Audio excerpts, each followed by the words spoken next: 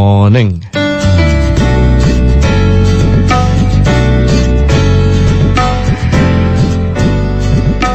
સ્કૂલેથી પાછા જતા બે ફ્રેન્ડ્સ. દ્રશ્ય છે 1995 નું. આજે હું તમને બે દ્રશ્યો દેખાડવા જઈ રહ્યો છું. એક દ્રશ્ય છે 1995 નું સ્કૂલેથી પાછા જતા બે ફ્રેન્ડ્સ. વરસાદ ઘેરાયો છે. બંને જણા આકાશ તરફ વાદળોને જુએ છે. એમના ચહેરા પર એક સ્માઇલ આવે છે.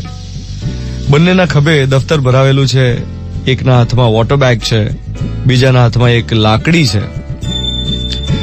રસ્તામાં આવતા દરેક પથ્થરને લાકડીથી રમાડતો રમાડતો પેલો ટેણીઓ ચાલે છે, અને બીજો ટેણીઓ એ પહેલા ટેણિયાના ખભે હાથ મૂકે છે, ધીંગા મસ્તી કરે છે, પેલાની પીઠ ઉપર લટકી પડે છે, એનો હાથ પેલાના ગળાની આસપાસ વીંટળાયેલો છે. વાતો કરતા કરતા બંને ચાલે છે અને વરસાદ શરૂ થાય છે. વરસાદ પડે છે, બંને ભીંજાઈ જાય છે. ચિંતા નથી.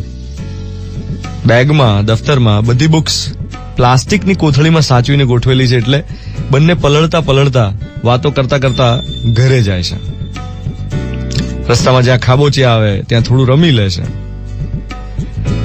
હવે પહેલા ભાઈબંધના ઘરના ઝાપે જયારે પહોંચે ત્યારે વરસાદ બંધ, એટલે બીજો કે હવે પેલો કે ચાલ અંદર, ભીનો થઈ ગયો છે, માથું લૂછીને પછી કોરું કરીને પછી જા. તો ભાઈબંધના ઘરે એની મમ્મીએ ગરમ ગરમ ભજીયા બનાવ્યા છે, એટલે ભજીયા ખાય છે. આ દ્રશ્ય હતું 1995 નું. Cut to 2018. બે ફ્રેન્ડ્સ, 2018 ના ફ્રેન્ડ્સ. ખભે સ્કૂલ બેગ ભરાવેલી છે, પાછા જઈ રહ્યા છે. વરસાદ ઘેરાયો છે.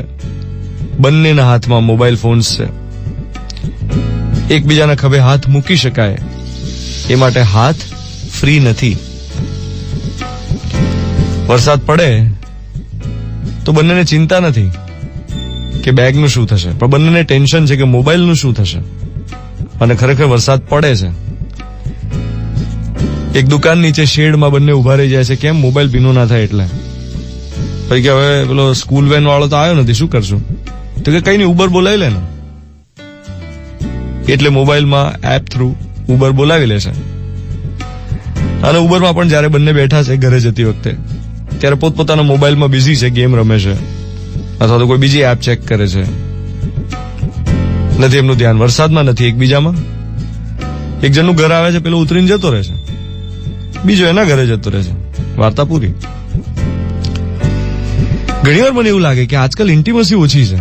ભાઈબંધના ઘરે હાથ મૂકી શકાય, ભાઈબંધના ઘરે જઈ શકાય, એના મમ્મીના હાથના ભજીયા ખાઈ શકાય અને વાતો કરી શકાય. એ વાતો કરવાની મેન્ટલ સ્પેસ ઓછી છે. કેમ? કારણ કે મેન્ટલ સ્પેસ મોબાઈલે લઈ લીધી છે. આજકાલ સ્કૂલેથી ઘરે પાછા જતી વખતે મનન કરવાનો ટાઈમ નથી. પહેલા તો કેવું હતું કે સ્કૂલમાં જે ભણાવ્યું હોય એ બધું મનમાં જાય, ઉતરે, એ માટેની સ્પેસ મળતી. હવે ડિસ્ટ્રેક્શન્સ અવેલેબલ છે. એને કારણે દુનિયામાંથી જેટલું શીખવા મળે છે એટલું એ પૂરેપૂરું શીખાતું નથી, મનમાં જતું નથી. અને સાથે સંબંધોમાં ઇન્ટિમસી પણ ઓછી થતી જાય છે.